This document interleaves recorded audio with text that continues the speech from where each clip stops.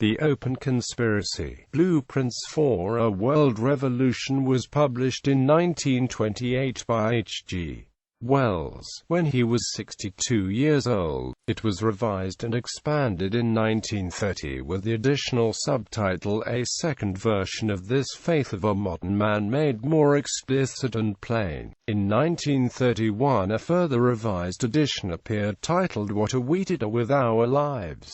A final version appeared in 1933 under its original title. Many of its ideas are anticipated in Wells' 1926 novel The World of William Clissold. The book is, in Wells' words, a scheme to thrust forward and establish a human control over the destinies of life and liberate it from its present dangers, uncertainties and miseries. Quote, "It proposes that largely as the result of scientific progress, a common vision of a world, politically, socially and economically unified, is emerging among educated and influential people, and that this can be the basis of a world revolution aiming at universal peace, welfare and happy activity that can result in the establishment of a world commonweal. This is to be achieved by drawing together a proportion of all or nearly all the functional classes in contemporary communities in order to weave the beginnings of a world community out of the selection.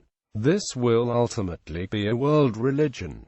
Summary. In the original edition, Wells begins by discussing religion, arguing that its essence is the subordination of self. Modern religion, according to Wells, is the application of this human characteristic to the realization of better order in human affairs. What is contemplated is not a stable order, but rather a dynamic, changing state of affairs in which scientific research and creative activity become the chief preoccupations of a humanity that has solved the problems of subsistence, population control, and the suppression of war. Wells' analysis anticipated sources of resistance to his open conspiracy in 3 lengthy chapters, and takes a hostile stance against the false loyalties, false standards of honor, false religious associations that are vestiges of the ancient order with which there can be no compromise.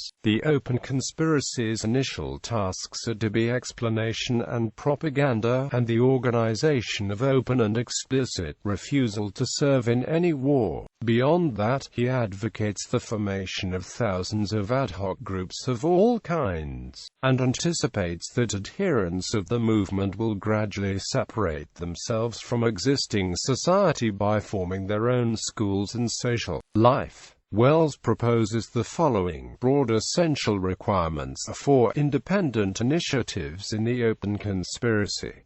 The complete assertion of the provision nature of existing governments, the resolve to minimize the conflicts of these governments, the determination to replace private local and national ownership of at least credit, transport and staple production by a responsible world directorate, the practical recognition of the necessity for world biological controls, for example, if population and disease, the support of a minimum standard of individual freedom and welfare in the world, and the supreme duty of subordinating the personal life to the creation of a world directorate capable of these tasks and to the general advancement of human knowledge, capacity and power. While hoping that the progress of the movement can be pacific, Wells expresses a willingness to accept hardship and martyrdom if need be. The vision of a world at peace and liberated for an unending growth of knowledge and power is worth every danger of the way. Reception. The open conspiracy sold well and was well received by friends like Bertrand Russell, who said he read it with the most complete sympathy. Quote, "Some open conspiracy organizations were formed in a number of countries and a common newsletter was published." Wells discussed the ideas at luncheons with some leading British politicians, including Lloyd George, Harold Macmillan, and Harold Nicolson.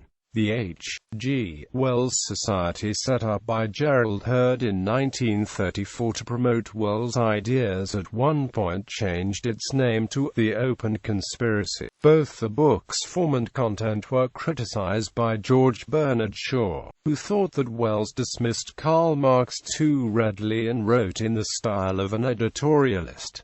G.K. Chesterton was also critical. Wells' biographer Michael Sherborne notes that while Wells' critics have described The Open Conspiracy as anti-democratic and elitist, his supporters have argued the book is a boost for a civil society realized today by bodies such as Greenpeace and Amnesty International.